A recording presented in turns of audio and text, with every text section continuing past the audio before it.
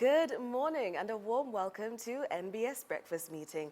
My name is Tracy Ikopit and it is my pleasure to be hosting you this fine Friday morning. Now we're about to get into a discussion with a team here from Q Sourcing as they're celebrating 20 years of building Uganda's workforce. Gentlemen, it is such a pleasure to be hosting you this morning. Absolutely. Perhaps you could start by introducing yourself to our audience and telling us what it is that you do. You can start with you. Yes, I'm Benjamin Tumukunde, Country Manager Q Sourcing Servtec Uganda. Great. I'm very glad to be here. Great to have you. Patrick Kabahanga Mbonye, the Group CEO, Q Sourcing Servtec. Wonderful. So before we dive into this discussion, let's start with what Q Sourcing is and what it does. Perhaps maybe Mr. CEO, you can take us through that. Yes. So Q Sourcing is a people management company,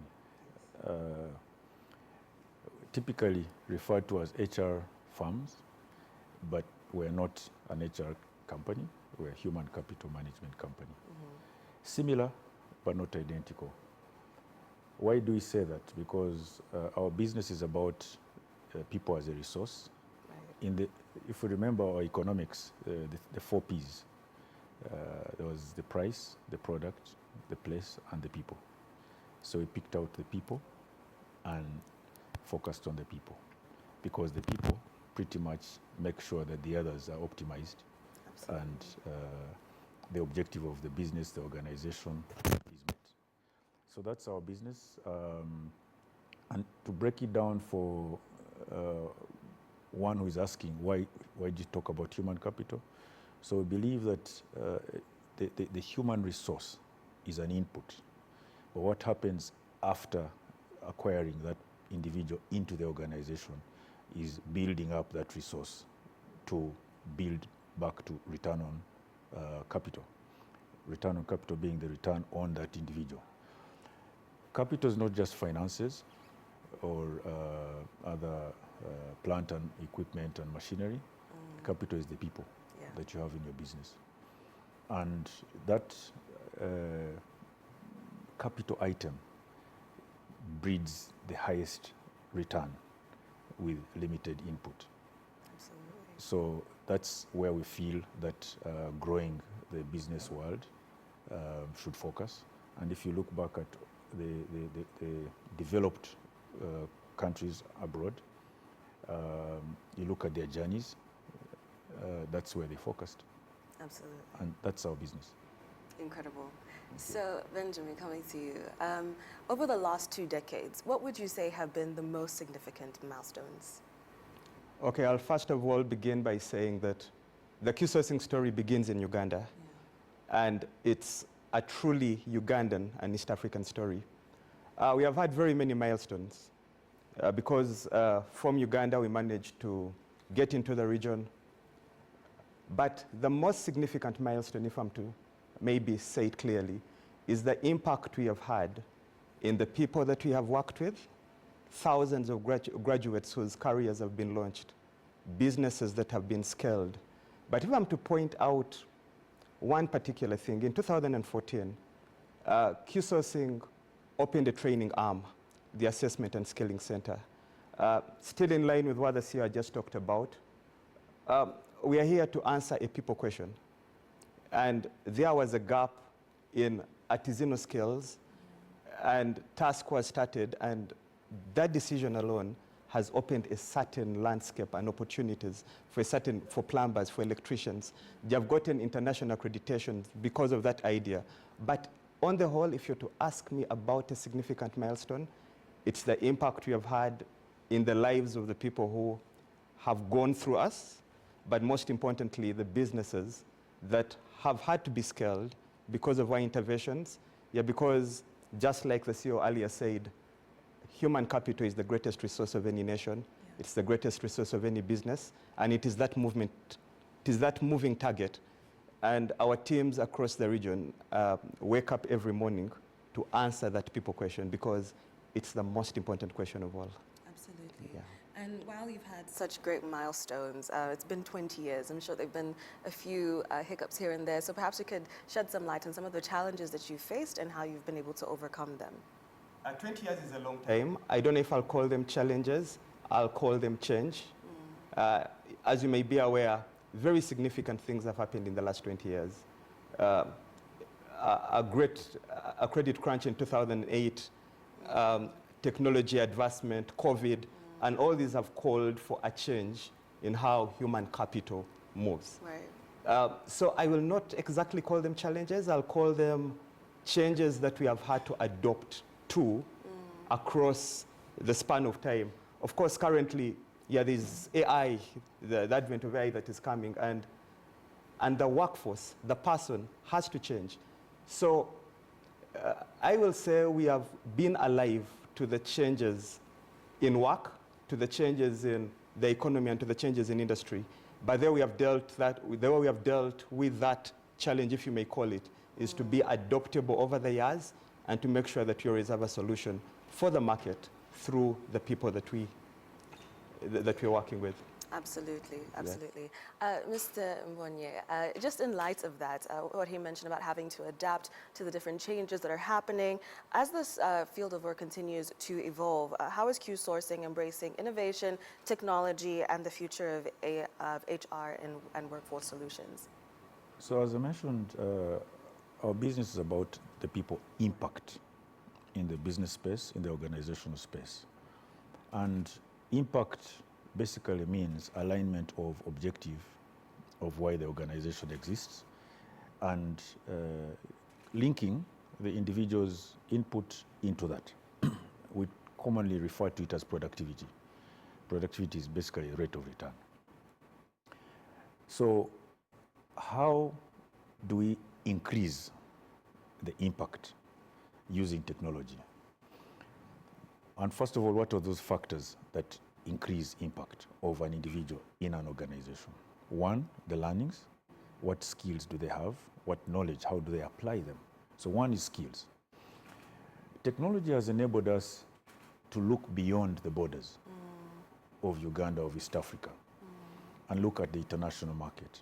What Benjamin just talked about, we talk about international certification. What it means is alignment of your credentials with any other person around the world who claims to be able to do what you say you do.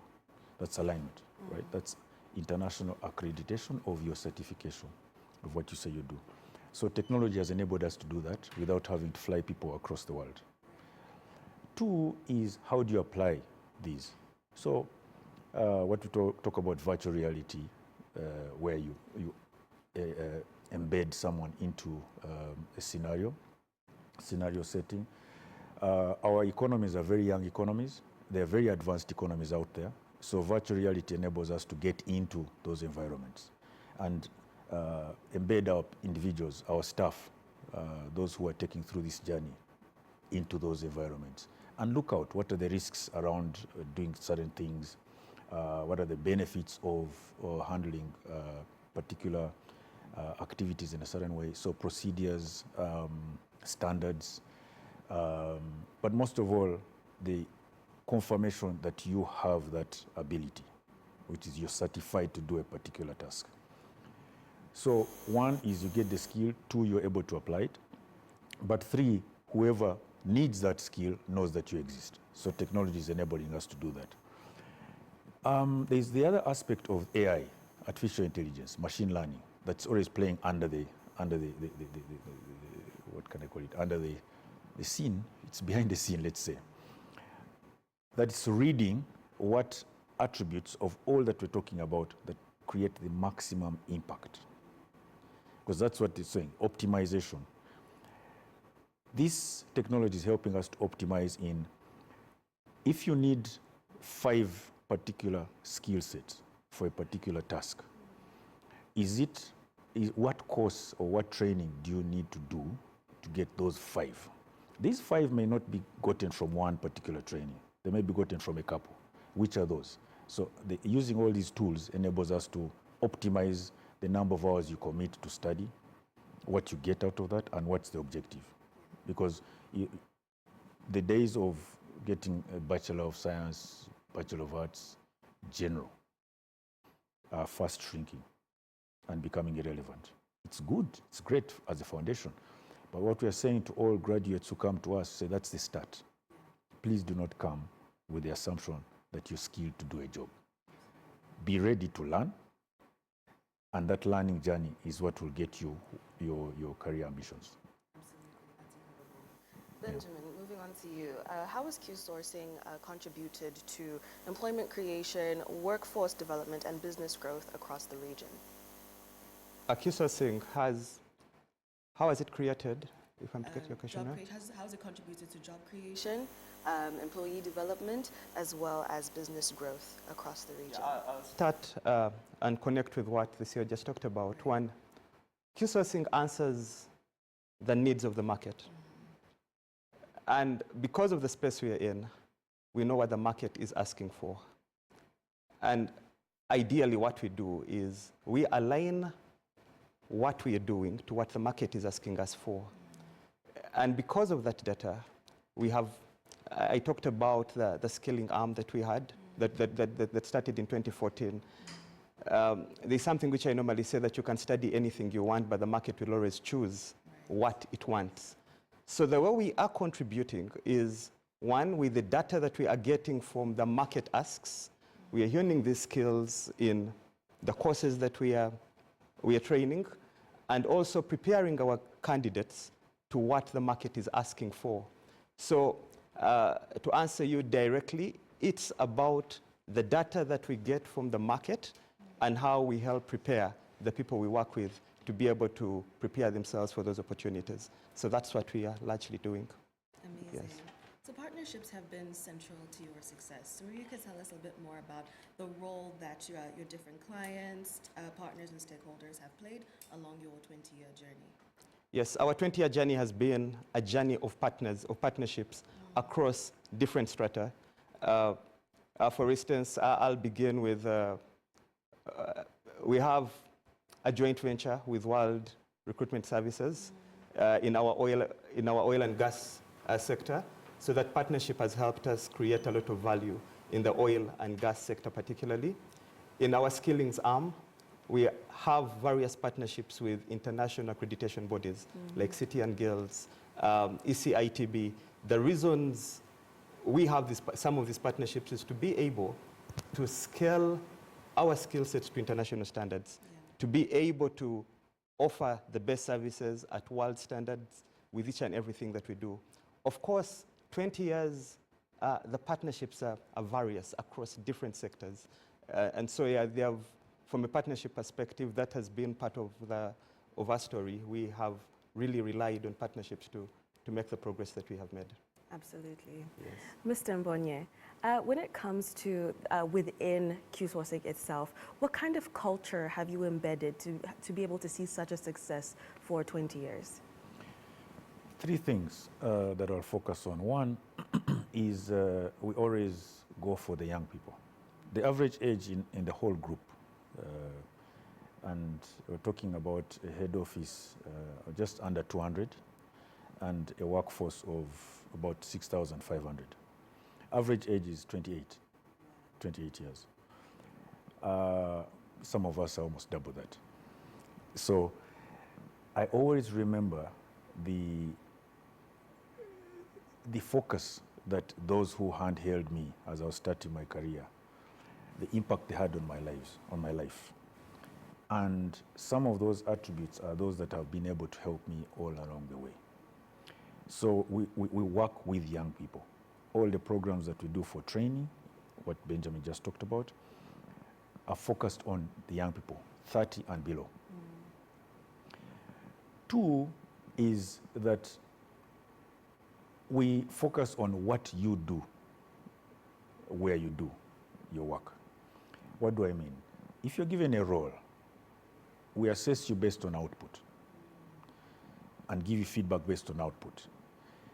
Sometimes people being people, there are those emotional aspects that come into play,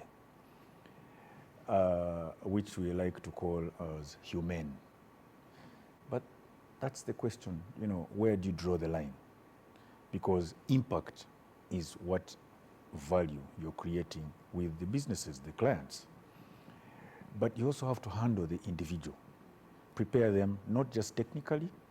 We talk about it as soft skills, but there's the mental state of the individual who is applying themselves. So paying attention to that has been very, very critical. The third bit is open conversation. Open conversation. As a CEO, I like to lead in how I handle things. If we're going to have a conversation and you walk into my office, we'll have that conversation.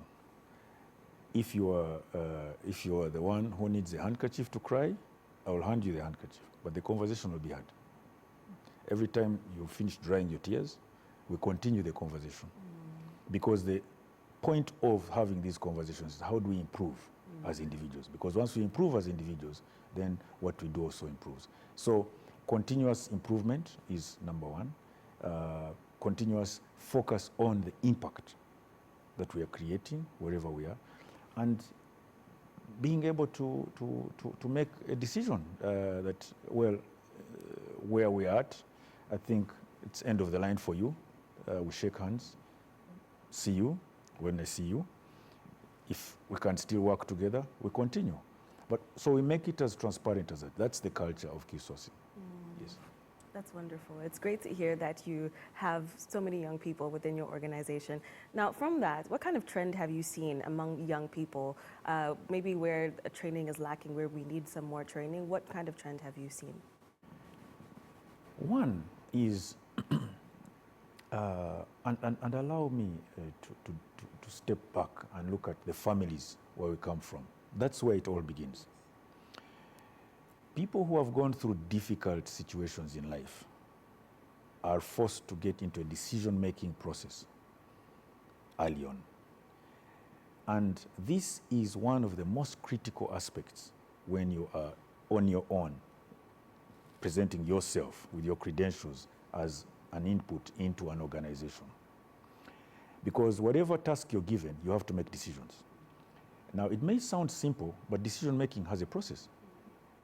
And if you come from a family where decisions have been made for you all the time, this is going to be very challenging. You may be technically adept at answering questions, scoring first class. In the workplace, make a decision. It doesn't matter. Whether you're first class, pass degree, make a decision. Because you'll always make good, but also some bad decisions. But a decision has to be made. The other thing that we see very, very, very much is the young people, and here I would say, I was young before. So I also remember, there's no change. Young people always like challenges. You know, they're active. Their minds are active. Their bodies are active. So give them work to do. If you want a person to come to work and just keep quiet and follow instructions, you're going to have a challenge with these people, these young people that you bring on board. Because they are growing, and the concept of growth, the science of growth is there's change. So there has to be a new environment that you create. New environment does not need to be radical, but what am I working towards? And how do I apply myself towards what I'm working towards? And the contrast there is, how do we as the older generation help this situation? We need to share stories. Back in the day, we had these around the bonfire, you know, which we now call fireside chats. Nicely manicured fireside chats. Do we know what fireside chats are? This is where the conversations are held.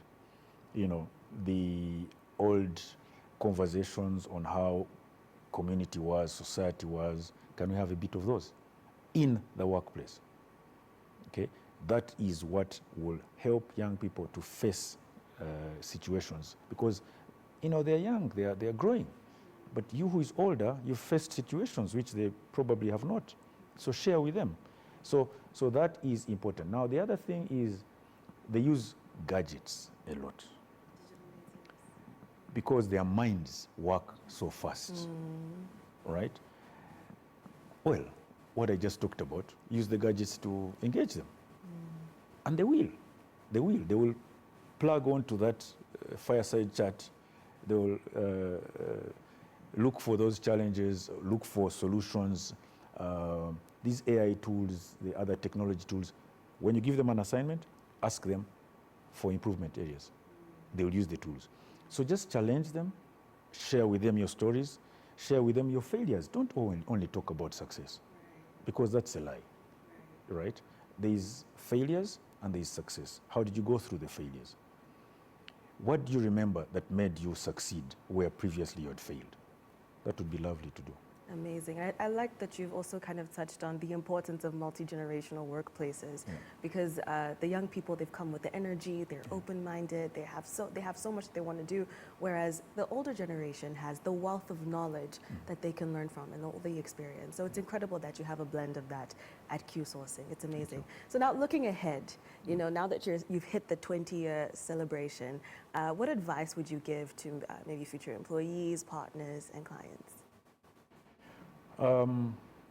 We have embraced technology. We've tried out many tools, many platforms, many software out there. We've also started acquiring our own platforms. We recently acquired a stake in a platform called Flip Africa, focusing on the gig economy.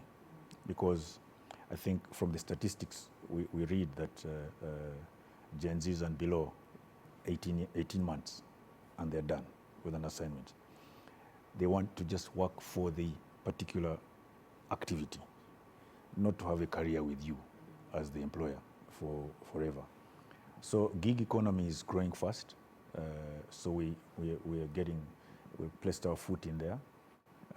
We want to apply the skills levels and the process of acquiring skills, the process of upskilling yourselves, process of how you operate in the workplace, maintaining standards, quality, and all that in that gig space. So we're embracing technology that way. The other aspect of the technology we're doing is we're doing our own in-house tool. And this in-house tool is basically leveraging off all the others that exist. But what is it that we need as Q Sourcing Servtec that we need to add to these tools? So that we're using, because our clients expect every time we're delivering our services that we're improving. That's why we're there. We're helping them to get the best value out of their people. So we're basically productivity focused. A lot of people think we're just recruitment. Recruitment is a very small proportion. When I say very small, it's less than 5% of what we do. It's taking on the risk of people productivity with clients. That's our flagship. The other thing we're doing is, as I said earlier, learning. We've set up an academy, an in-house academy, a learning center. So this is going to help us to transcribe what we've done before, and it has succeeded, into operating training material that will be used. Every individual that comes into the group will have to go through this academy.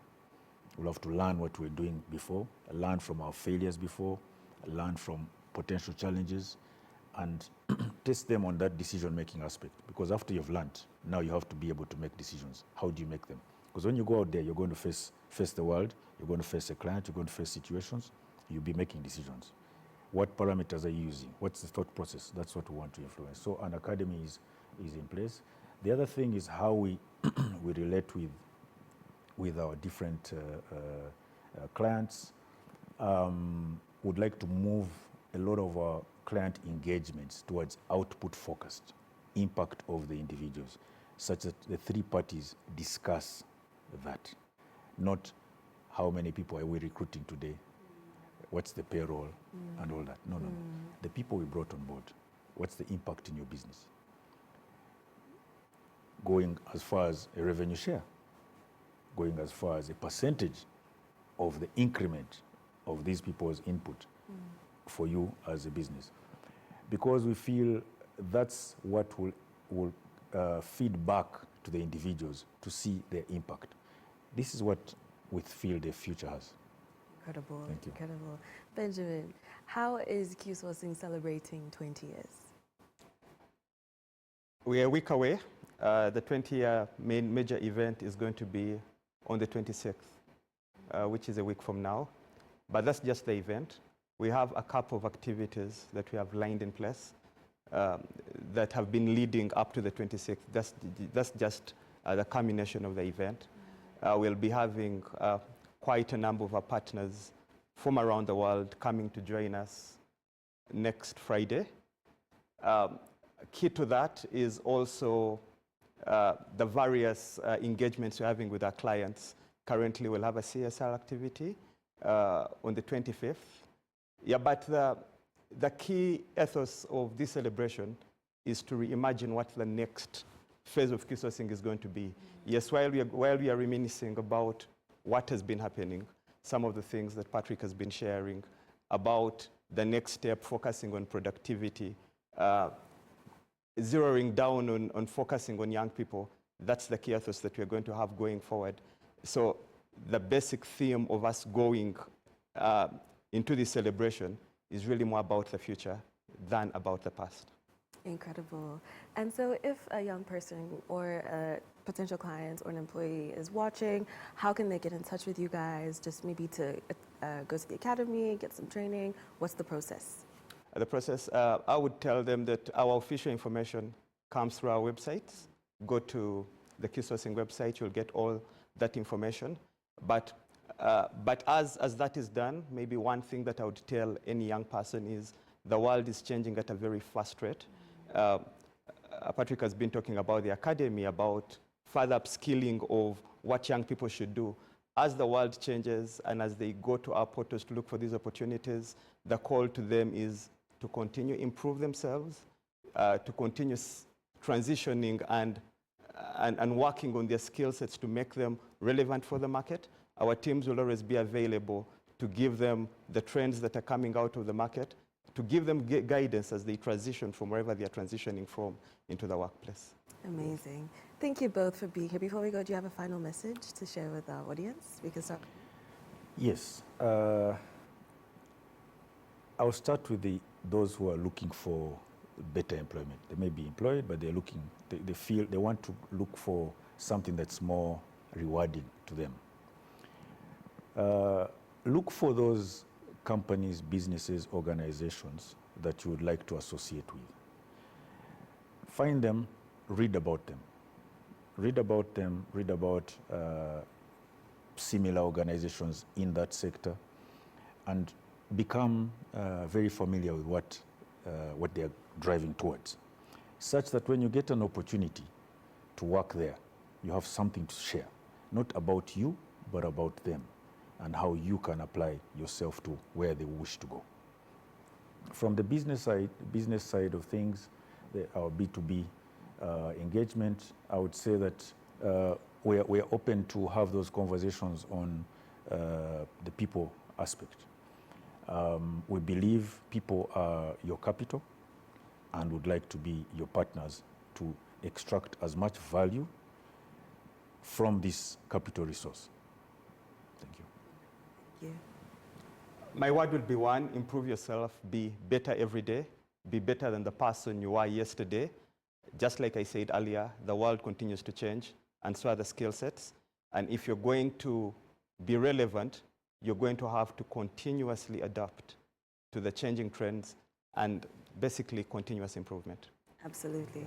Thank you both so much for being here, and congratulations on hitting 20 years. We can't wait to see what more amazing things you'll do in the next 20 plus years. And thank you for tuning in to NBS Breakfast Meeting. My name is Tracy Ikopit, and until next time, God bless.